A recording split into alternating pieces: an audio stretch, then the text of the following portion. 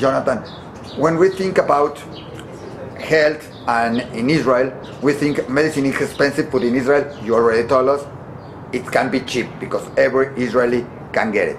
That includes Arab people in this health system. It does. Just absolutely. Of course it does. If you're an Israeli citizen and you have an Israeli passport or an Israeli ID, you're entitled to the same level Christians, of services. Arabs. Of course. And we have over 1.5 million Arab citizens. They have the same rights like everybody else. We know also that in Israel, the hospitals attend many people that are from the Palestinians or from Syria in many Palestinian cases. Authority, yeah. Have you have many cases of that in your hospital? Well, we are in the center of Jerusalem. Jerusalem is a mixed city. Many of the Israeli Arabs have relatives in the Palestinian Authority. So the answer is yes. We accept everybody that crosses our doorstep. And because we are 25 minutes drive from Jericho, for instance, and 20 minutes drive from Ramallah, major health problems that cannot be dealt by the local community hospitals. Jericho and Ramallah and Hebron are brought to Shaare Zedek and to Hadassah, to the two main hospitals in Jerusalem. And they don't have any problem there to get there, because many times when you see and you hear here in the news, you see, they don't get it there. They try In order to cross the roadblocks, they have to carry a document that they are patients and they are being treated. And we give them these documents, and when they come for the first time, it's their family physician who describes their illness, say they cannot be treated in our small community hospitals. They should get to Shaare Zedek. And maybe they are delayed a little bit, but they all arrive. Would you attend them like any other patient? You don't do 100%. 100%. That's something incredible that only happens in Israel, because you never know what. No, but anybody who crosses the doorstep of the hospital, we don't care what his views are, if he's a Muslim, a Christian, or a Jew. And all this work that Shaare Zedek does in investigation, in medicine, does it come out of Israel?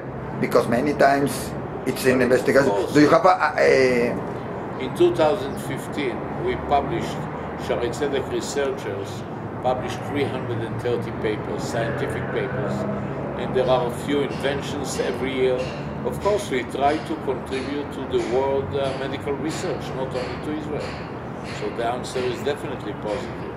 If it's so important, this hospital and all the hospitals in Israel, I suppose they don't need money. They get it from Israel directly, or your hospital direct. What do you need to support all of these 10,000 beds? It's not easy to have. To have 10,000 beds, you need a lot of nurses. 1,000. You need a lot of nurses. You need a lot of personnel. You need a lot of medicines. How do you support this? Because so one has to differentiate between the operating budget and the development budget. The operating budget, to pay all these doctors and nurses to buy medications, we get it because for every patient we are reimbursed, not by the government, by his medical insurance. right. So our operating budget is more or less balanced. When you have to develop the hospital, when you want to buy a new MRI machine, that's where we depend on donations from Israel and from all over the world. And that's why we are opening today an office here in Mexico City that will cover Mexico and all Latin America, where there are many Jews who care about Israel, who care about Jerusalem, and who would like to contribute to the development of the largest hospital in the center of Jerusalem. Why is there many organizations in Israel, many hospitals? Why do we have to help? Well, first of all, many of the hospitals in Israel are owned and operated by the government, and some of them by the medical insurers. Hadassah and Shaare Zedek are unique. We are public-private. We are public because we are not for profit, but we are private. Hadassah is owned by the Hadassah Women Organization. I have an international board of directors, so we don't get government support. And the second point is that we are in the center of Jerusalem. Most of the victims of terror in Jerusalem are brought to us. we treat everybody. And Jews that identify with Jerusalem, I think that supporting the largest hospital in the center of the city is a preferable target for their money than other places. But every hospital is worthy of support. And how do people can help you? Because many are, first, can people go there and check them can go and have a checkup there, or do you need any other help? How do you need this help? You're opening an office here. What is going to do this office here in Mexico? So the office is run by Carol, and you have her details. Yes. That I would be glad if you give your readers or viewers, and she will initiate activity, sending mail, sending material about the hospital, and trying to recruit those who can contribute large or small sums in order to make them aware to the work of Shaare Tzedek, and trying to get their support. That's what the office will do here.